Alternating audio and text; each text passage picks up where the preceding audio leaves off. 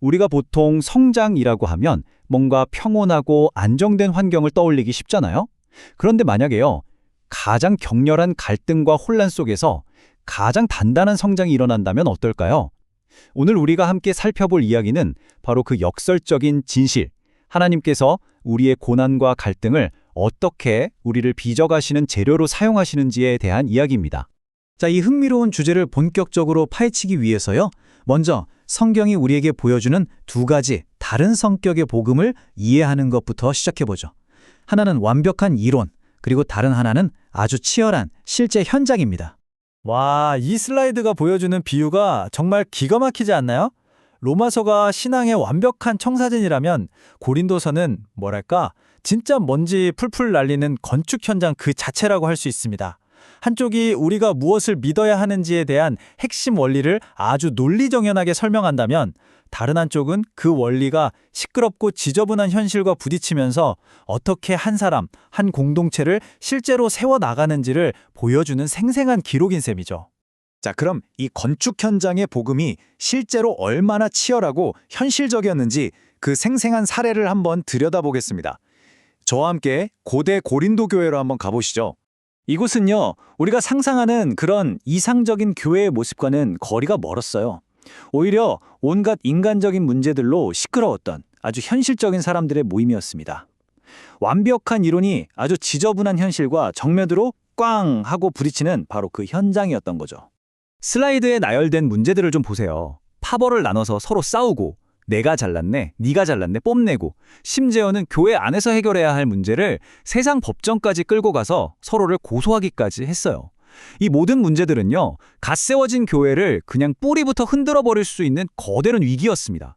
그렇다면 여기서 진짜 중요한 질문을 던져야 합니다. 이 모든 혼란과 분열을 일으킨 진짜 원인은 과연 무엇이었을까요?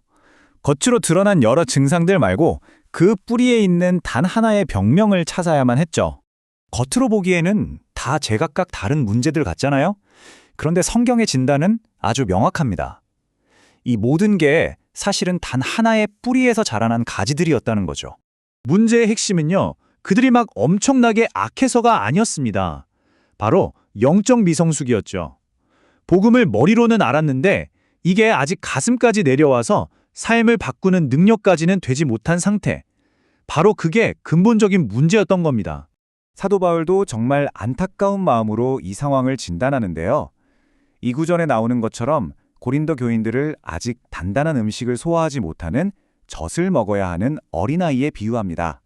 성장해야 할 때인데 여전히 제자리에 머물러 있다는 아주 따끔한 지적이었습니다. 자, 바로 이 지점에서 우리는 오늘 이야기의 가장 핵심적이고 어쩌면 가장 역설적인 진실과 딱 마주하게 됩니다. 바로 이 갈등을 통해서 일하시는 하나님의 놀라운 성장 방식이죠. 우리는 보통 갈등을 피해야 할 것 혹은 뭔가 실패했다는 증거라고 생각하잖아요. 그런데 하나님은 갈등을 그분의 계획에 포함된 필수 도구로 사용하신다는 겁니다. 이게 진짜 놀라운 거죠. 마치 헬스 트레이너가 우리 근육을 키워주려고 일부러 무거운 아령을 들게 하는 것처럼 우리의 영적인 성장을 위해서 갈등이라는 저항을 의도적으로 사용하신다는 거예요. 이 4단계의 과정 정말 중요합니다. 갈등이 닥쳤을 때 우리는 처음엔 저 사람 때문에 하면서 남을 탓하죠. 그런데 그 과정을 통해서 결국에는 자신의 연약함과 딱 마주하게 됩니다. 그리고 바로 그 깨달음의 순간에 내 힘으로는 안 되는구나 하면서 비로소 내 힘이 아닌 하나님을 의지하게 되는 거죠. 결국 복음이 머릿속 이론이 아니라 내 삶의 실제적인 능력이 되는 체험을 하게 되는 겁니다. 이처럼 갈등은 남을 향했던 우리의 시선을 나 자신에게로 돌리게 하는 아주 정직한 거울이 되어주는 셈입니다. 그렇다면 이토록 힘들고 고통스럽기까지 한 과정의 최종 목적지는 과연 어디일까요? 하나님은 이 모든 혼란을 통해서 궁극적으로 무엇을 이루기 원하시는 걸까요? 놀랍게도요, 최종 목표는 우리가 흠 하나 없는 완벽한 사람이 되는 게 아닙니다.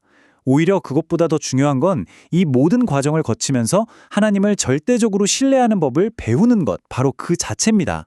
그러니까 완벽이라는 결과물이 아니라 하나님과 동행하는 관계의 깊이를 만들어가는 것이 진짜 목적인 셈이죠. 그리고 이 모든 과정을 하나로 아우르는 대원칙이 바로 로마서의 이 유명한 구절입니다. 모든 것이 합력하여 선을 이룬다. 지금 내 눈앞에서는 이게 실패나 실수 혹은 끔찍한 갈등처럼 보이는 조각들조차도 결국엔 하나님의 거대한 그림 속에서는 선한 목적을 이루는 데 사용된다는 놀라운 약속인 거죠. 궁극적으로요, 이 깨어지고 다시 붙여지는 모든 과정은 우리 자신만을 위한 것이 아닙니다. 우리의 상처와 회복을 통해서, 우리의 연약함과 그것을 통해 일하시는 하나님의 능력을 통해서 결국엔 하나님의 영광이 드러나도록 설계된 것입니다. 우리의 삶이 그분의 위대함을 증명하는 하나의 작품이 되는 거죠. 이 모든 내용을 마무리하면서 우리 각자에게 이 질문을 한번 던져보면 좋겠습니다. 지금 당신의 삶을 힘들게 하는 바로 그 갈등, 그 문제 속에 혹시 하나님께서 숨겨두신 더 깊은 뜻과 계획이 있지는 않을까요? 어쩌면 바로 그것이 당신을 성장시키기 위한 하나님의 건덕의 복음일지도 모릅니다.